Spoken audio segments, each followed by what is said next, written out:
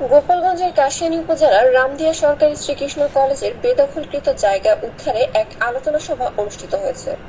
রবিবার সকাল 11টায় কলেজ অডিটোরিয়ামে এ সভার আয়োজন করে কলেজ কর্তৃপক্ষ। সভায় সভাপতিত্ব করেন কলেজের অধ্যক্ষ মোহাম্মদ হাফিজুর রহমান। সঞ্চালনা করেন শিক্ষক পরিষদের সম্পাদক মোহাম্মদ মিন্টু মোল্লা।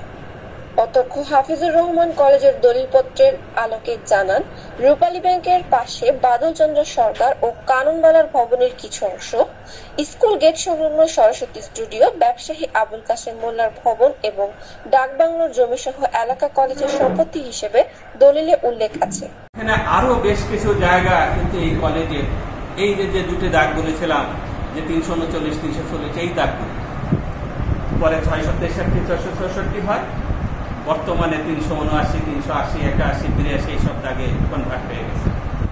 এই জায়গাগুলিতে এই পাশের এই পোস্ট অফিসের পাশে বা ডাক বাংলার পাশে যে জায়গা আছে, ডাক বাংলা পোস্ট অফিস রেখেও কিন্তু আমরা একটা অডিটোরিয়াম করতে পারি।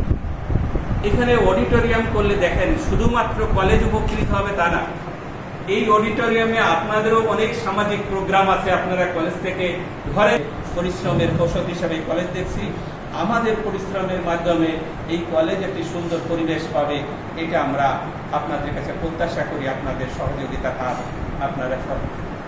আপনারা এগিয়ে আসবেন, সহযোগিতা করবেন। সুতরাং আপনারা এখানে আমাদের উৎসাহ দেওয়া যেন আমরা যারা উদ্দীপনা নিয়ে এগিয়ে যেতে পারি।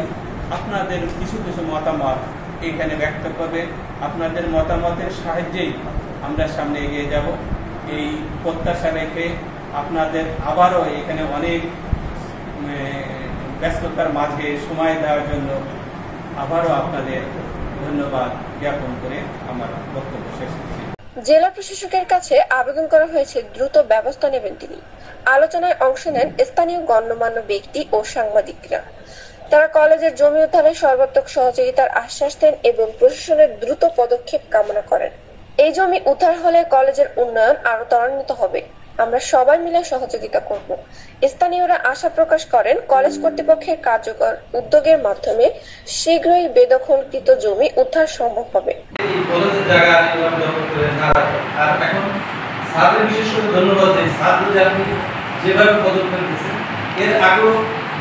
এই কলেজের একজন প্রিন্সিপাল স্যার এই জায়গার ব্যাপারে উদ্যোগ নেওয়া হচ্ছে, সেই জায়গায় বেশ অপমানিত হয়েছি, সেই ব্যাপারে যাবো না, আপনার সাথে আমরা থাকবো এবং স্থানীয়ভাবে অনেক লোকই ইডম ভাইটার একটু জোরে বলেন।